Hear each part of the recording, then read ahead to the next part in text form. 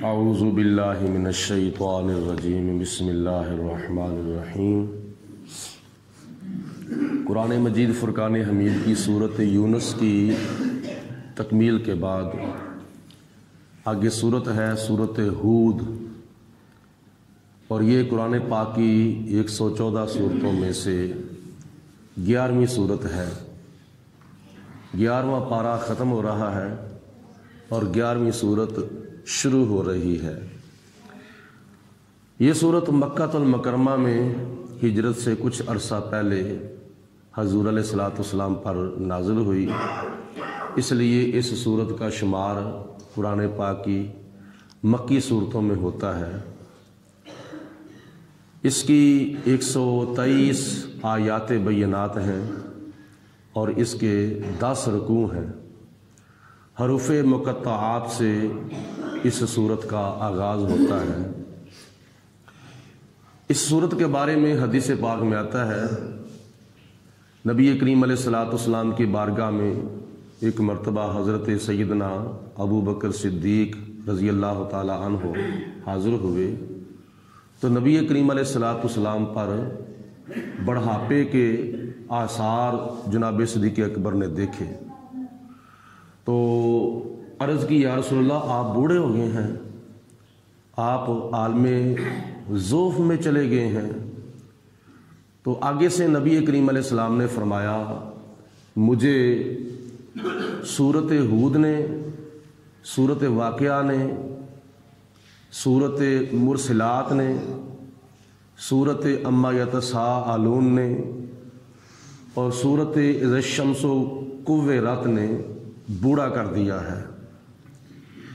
اس کی وجہ علماء نے یہ لکھی ہے کہ ان صورتوں میں اللہ تعالیٰ کی ذات نے قبر کا، حشر کا، آخرت کا، جنت کا، دوزخ کا اور اپنے خوف کا بیان فرمایا ہے۔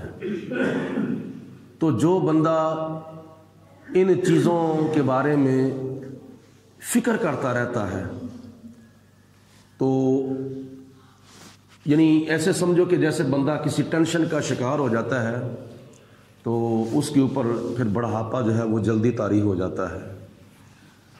عمر کے لحاظ سے عام طور پر تو لوگ جو ہیں وہ بوڑھے ہوتے ہیں، لیکن اگر کسی کو کوئی فکر لاحق ہو جائے، کسی کے اوپر کوئی ٹینشن سوار ہو جائے تو وہ دوسرے لوگوں کی بنسبت جلدی بوڑھا ہو جاتا ہے۔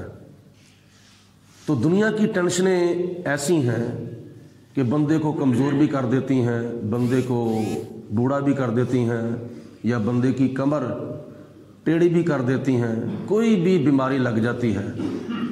لیکن آخرت کا فکر ہونا چاہیے،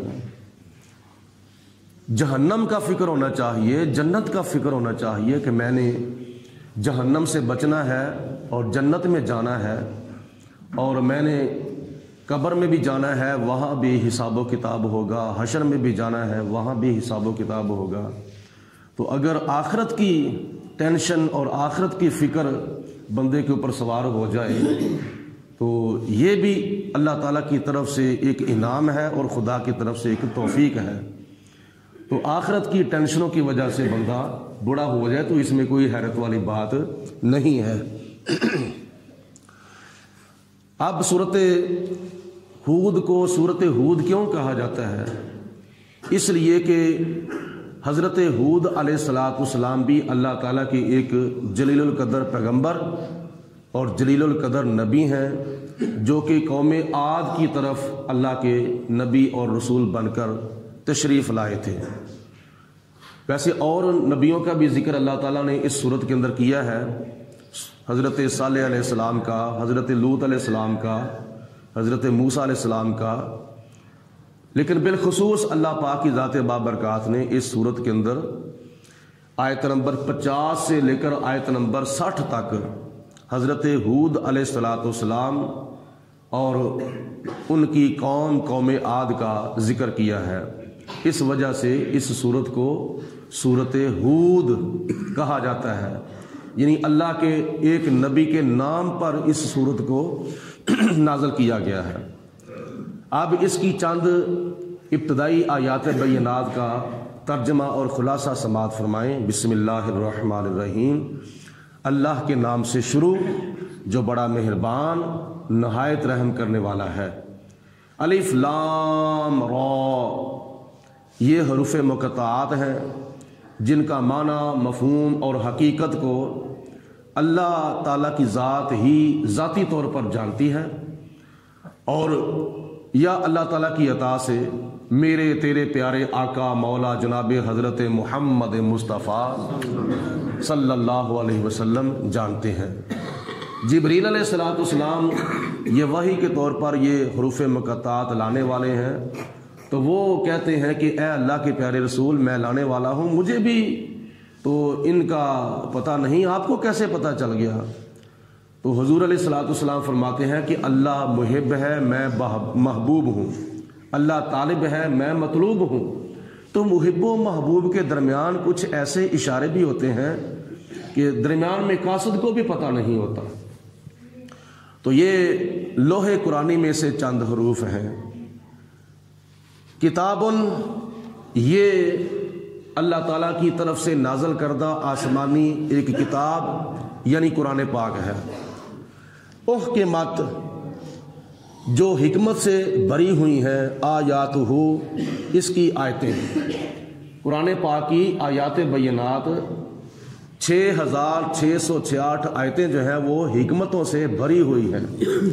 ثم فصلت من لدن حکیم خبیر، پھر اس کے اندر بہت سی چیزوں کا وضاحت کے ساتھ اور تفصیل کے ساتھ بیان کر دیا گیا ہے رب حکیم کی طرف سے اور رب خبیر کی طرف سے، یعنی حکمتوں والے رب کی طرف سے اور ساری کائنات کی چیزوں کی خبر رکھنے والے رب کی طرف سے۔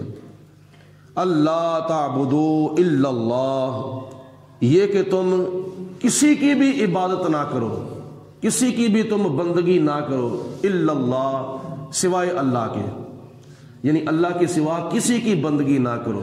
وہ وحدہ لا شریک ہے، وہ مالک یوم الدین ہے، وہ احکم الحاکمین ہے، وہ ساری کائنات کا خالق اور مالک ہے، وہ تمہاری عبادت کا مستحق ہے۔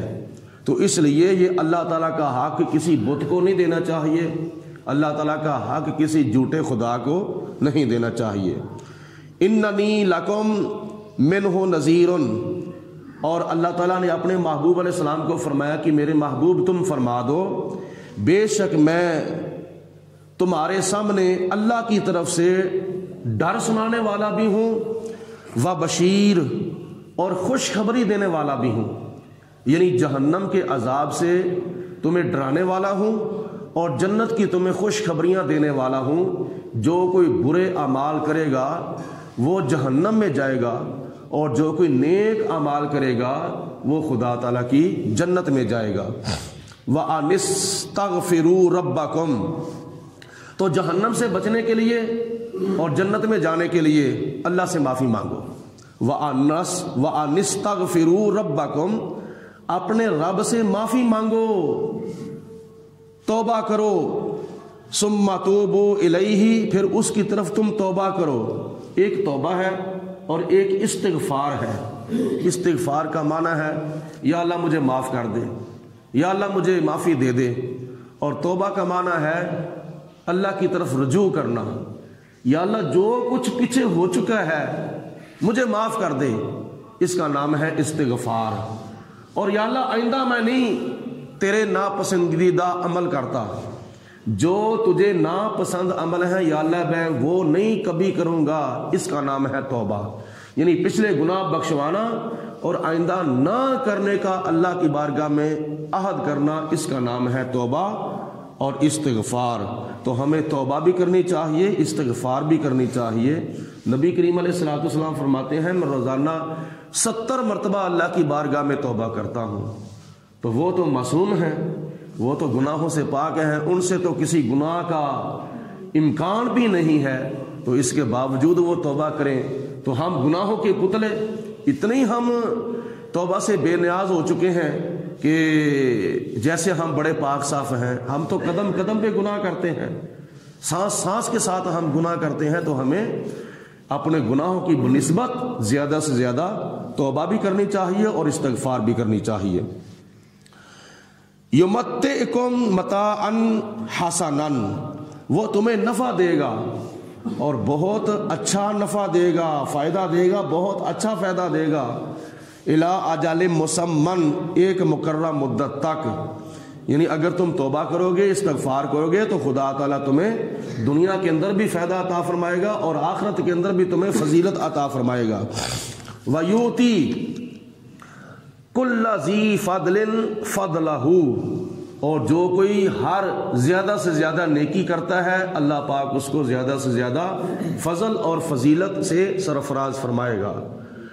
وَإِن تَوَلَّوْا، اور اگر تم منہ پھیر لو، نہ توبہ کرو، نہ استغفار کرو، نہ خدا کی بندگی کرو، اگر تم منہ پھیر لو تو حضور علیہ الصلوۃ والسلام کو خدا نے فرمایا میرے محبوب ان کو کہہ دو فَإِنِّي أَخَافُ عَلَيْكُمْ، میں تمہارے اوپر خوف کرتا ہوں، مجھے اندیشہ ہے، مجھے خدشہ ہے تمہارے اوپر عذاب یوم کبیر، بڑے دن کے عذاب کے آنے کا، یعنی بہت بڑے عذاب کے دن آنے کا تمہارے اوپر مجھے خدشہ ہے، کہیں ایسا تمہارے اوپر وقت نہ آ جائے، کہیں ایسا تمہارے اوپر دن نہ آ جائے جس دن کے اندر بہت بڑا عذاب تمہارے اوپر آئے۔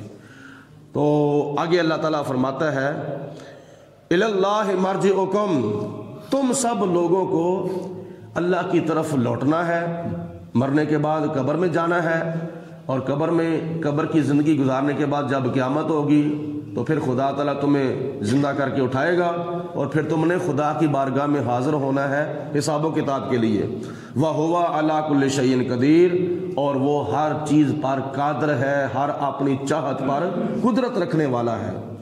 الا انہم، خبردار بے شک وہ، یسنون صدورہم، وہ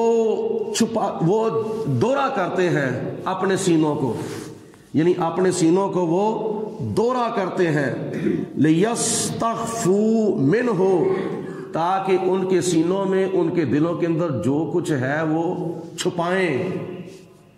مجھ سے تو چھپا لیا، تجھ سے چھپا لیا، لیکن اللہ سے کون چھپائے گا؟ یہ لوگ بدبخت جو گمراہ لوگ ہیں، یہ اپنے سینے کو دورہ کرتے ہیں اللہ تعالیٰ سے اپنے نظریات کو چھپانے کے لیے۔ اللہ فرماتا ہے الا حین یستخفون ثیابہم، خبردار بے شک جب وہ اپنے بدن کو چھپاتے ہیں اپنے کپڑوں کے ساتھ، جب اپنے بدن کو اپنے کپڑوں کے ساتھ چھپاتے ہیں، یعلم ما یسرون، اللہ تعالیٰ پھر بھی جانتا ہے جو ان کے سینوں میں ہے، وما یعلنون، اور جو وہ ظاہر کرتے ہیں، یعنی جو باتیں اپنی زبان سے ظاہر کرتے ہیں اللہ ان کو بھی جانتا ہے، اور جو باتیں اپنے سینوں میں چھپا کے رکھتے ہیں اللہ تعالیٰ ان باتوں کو بھی جانتا ہے۔ انہ علیم بذات الصدور، کیونکہ اللہ تعالیٰ وہ ہے جو سینوں کی باتوں کو بھی جانتا ہے۔ زبان سے نکلی ہوئی باتوں کو تو ہر کوئی جانتا ہے، لیکن جو سینوں کے اندر نظریات، دلوں کے اندر خیالات ہوتے ہیں ان کو اللہ تعالیٰ کی ذات بابرکات جانتی ہے۔ آج اللہ تعالیٰ کے فضل و کرم سے 11واں سپارہ اختتام پذیر ہوا اور 11ویں سورت جو ہے اس کا آغاز ہوا۔ کل انشاءاللہ تعالیٰ 12ویں پارے کا آغاز ہوگا۔ اللہ پاک کی ذات بابرکات میرا کہا آپ کا سنا اپنی بارگاہ میں قبول و منظور فرمائے، اور آپ لوگوں کو سن کر اور مجھے پڑھ کر سنا کر اس قرآن پاک اللہ تعالیٰ کی لا ریب کتاب کی زیادہ سے زیادہ خدمت کرنے کی توفیق عطا فرمائے، اور جب خدمت ہو جائے تو پھر اللہ تعالیٰ اس خدمت کو قبول فرمائے، اور آخرت میں ہمارے لیے ذریعہ نجات اور